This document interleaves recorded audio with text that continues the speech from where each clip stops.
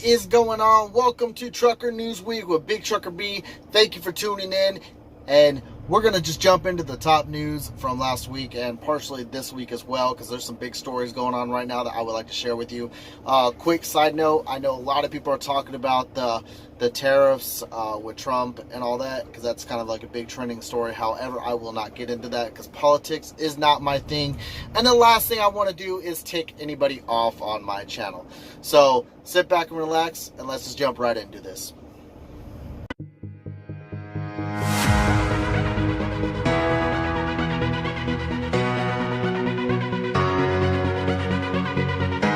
First order of business, this has been a story we've been covering since April.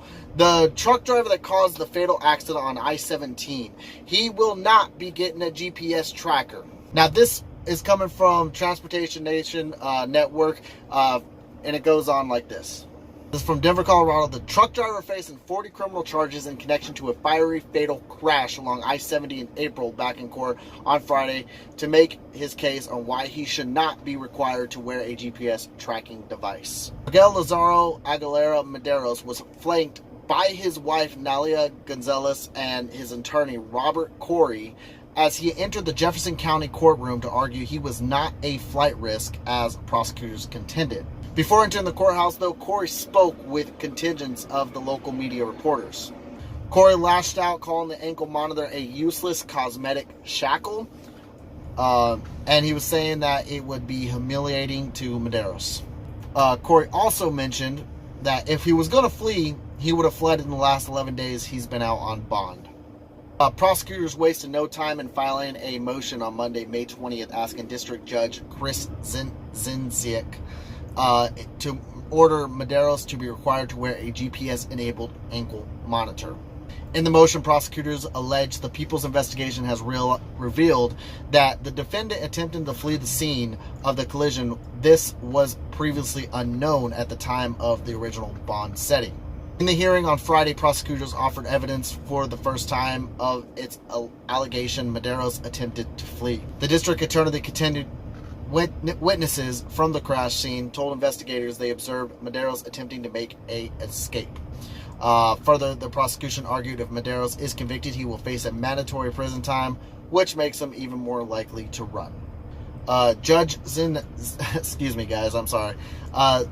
Zinesic, I think that's his name, I apologize, was not convinced and denied the prosecutor's motions. He pointed to the facts that Medeiros has already made numerous court appearances and has no criminal history as compelling reason not to require tracking.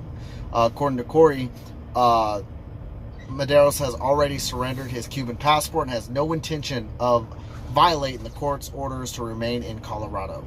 However, Corey did say they are considering a motion to allow Medeiros to return to Texas, but he indicated there is still much work to be done preparing their defense. Medeiros is due back in court July 11th for a preliminary hearing where a judge will decide if enough evidence exists to warrant the amount of mountain of charges against him. We will keep up with this as this goes on as well. I'll be following through with it with the case. It's an interesting story. Now we're going to move on. I will also cite, what I'm going to do is I'll cite all the sources down below. You guys go check out the website yourself, read the story yourself. We'll just move on. Anyway, a truck driver suspected of suicide after found shot in the head. In Port Neches, Texas, if I'm saying that wrong, if anybody's from there, maybe y'all can help me. It's Neches. Authorities suspect a truck driver took his own life on Friday after loading his truck at the Huntsman Corporation Port Neches chemical plant.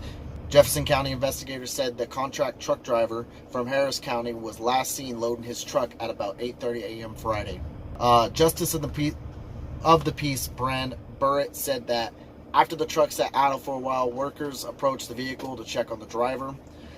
The driver was discovered in the rear of the cab with a single gunshot wound to the head, according to Burnett. A gun was also found on the floor of the cab. They're still investigating it. They got to go through an autopsy and so on and so forth. Very sad situation. There's actually, what I'll do is I'll post down below in the description. There's actual help groups. You got the suicide hotline, and then there's trucker help groups as well for anybody going through depression or having a hard time I know personal experience. If you guys actually seen, I had the same issue. You know, I never really contemplated suicide, never thought about that, but this job can be very stressful, very demanding, and sometimes when you get down on your luck, or when things happen, it's very hard to come out of that, and sometimes you just need that support behind you to help you. All right, let's talk about something. Speed limiters. Are they necessary? Are speed limiters one of those things that we really need? And it's been a controversial thing with a lot of people for many reasons. They say speed limiters will help safety, but at the same time, they don't. And I will get more into that after this. It's from Studio Life. Safety group renews call for big rig speed limiters. A non-profit group promotes highway safety has issued a renewed call for speed limiters on all Class 8 trucks.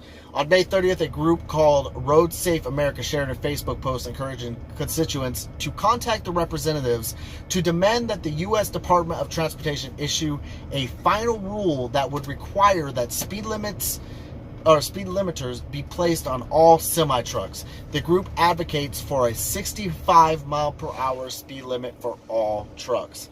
They posted on their Facebook thing that says, "We've made it easy to contact your members of Congress. Just click," and they put their link down below. I will not share I'm not going to share their Facebook page. It's not that I don't agree with them. It's not because of that. It's just, all right, maybe it is because I'm not going to share their Facebook page. You guys can look it up on CDL Life yourself, but I'm not going to post that on my description or anything else. Post links to a webpage entitled "Big Rig Speed Limiters Use Must Be Required on Large Trucks" that gives us users quick access to contact the representatives in Congress to ask for speed limiters. The group argues that most truck drivers are already equipped with speed limiters, so the cost of mandating their use would be negligible. They also cite some statistics that indicate that speed limiters technologies cut down on fatal crashes. It says, studies released by the Ontario Ministry of Transportation found that highway speed related at-fault truck crashes fell by 73%, and fatalities in all crashes involving big rigs dropped down 24% after mandatory speed limiter technology took effect there in 2009. Road Safe America is a group started by parents of Colin Owens, who was killed in a car versus semi crash in 2002. In a statement posted on the group's website, they maintain that they are not anti-trucking. Their post goes into saying, Road Safe America is not anti-trucking. We feel the average trucker is not treated with respect and courtesy they deserve. After all, they provide backbone services to the entire country, the economy. They are also often overworked due to the incredibly dangerous and unfair predominant pay method, pay by the mile. We believe that this is not only unsafe, but also immoral. In 2016, the DOT issued a proposal that would require speed limiters on any truck weighing more than 26,000 pounds. However, when Trump came into the office, his administration chose not to pursue the speed limiters, and the proposal was withdrawn. So, I'm going to go on a couple things here. That was, like I said, on CDL Life. You guys go check out the article yourself. I had a conversation with a friend of mine about this. We both believe that the speed limit, if they do impose a speed limiter, maybe 75 miles an hour. I don't believe that any truck should go over 80 miles an hour, and that's my own personal opinion. I know you guys might have your arguments to that, but if you really look at the truck rating of the tires on the truck, the tires on the trailer, they're not meant for high speeds. And yes, 80 miles an hour is a high speed. When you run that fast on a highway, even though it's, you're going to Wyoming or Nevada or certain parts of Texas, even though the speed limit is 80 miles per hour, the wear and tear, the diesel, just everything, what's good about it? What's cost effective about it? Sure, you might get an extra 15 miles earlier than normal, but to be honest, guys, speed limiters, anything under 65, it actually can also wear and tear your truck, or it can take a toll on your truck as well. So there's real fine balance. I don't think 65 miles an hour is a safe spot. But if you look at states like California, where 55 miles per hour is their average, or is their normal speed limit, there's wrecks all the time because their speed limits for cars is 75 miles an hour, 65 in some spots. And cars all the time with the use of technology are texting and driving and so on and so forth. And to be honest, when the wrecks happen, it's because these trucks are stuck at 55 miles an hour because they don't want to get that speeding ticket, and the cars will end up ramming them in the back. It's a dangerous thing. It's a very controversial topic, and I would like to hear your guys' comments on it. I would definitely love to hear whether you think that speed limiter should be used. Should you guys, have 65 mile an hour trucks? Should it be 70, 75 miles? What do you guys think? Ladies and gentlemen, now it's time for the weird story of the week and the final one. I wouldn't call this the top story of the week, but this is the weird story of the week.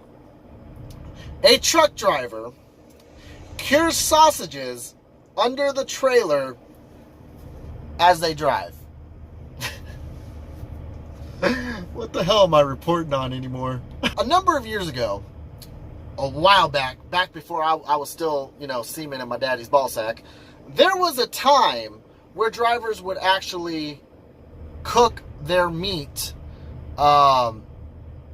using, the engine of the truck. It was like an actual thing.